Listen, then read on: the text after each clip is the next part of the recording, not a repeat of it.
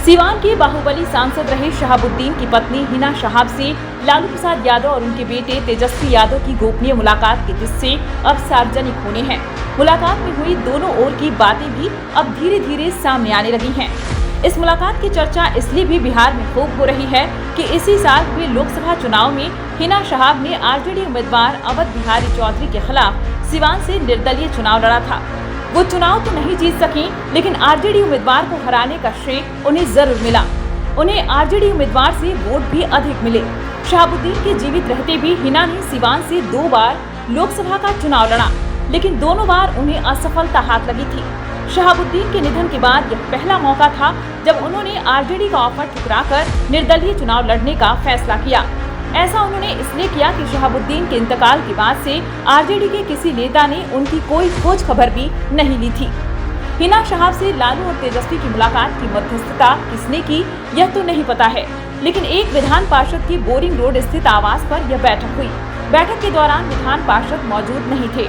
मुलाकात की दूसरी खास बात यह भी रही कि लालू प्रसाद अपने राजनीतिक जीवन में कभी किसी नेता को मनाने खुद नहीं गए, लेकिन इस बार वे रात के अंधेरे में तेजस्वी के साथ हिना से मिले।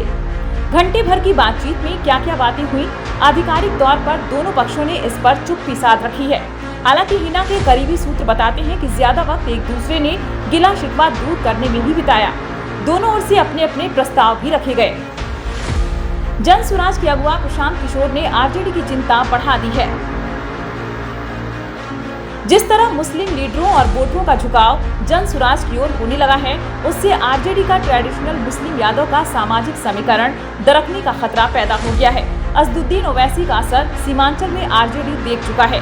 यही वजह है कि नाराज चल रहे अपने पुराने मुस्लिम नेताओं के मान मनोबल में लालू तेजस्वी जुट गए हैं। लालू को लगता है कि अगले साल विधानसभा चुनाव में अगर आरजेडी चूक गया तो फिर तेजस्वी यादव की सीएम बनने का सपना लंबे वक्त तक अटक जाएगा।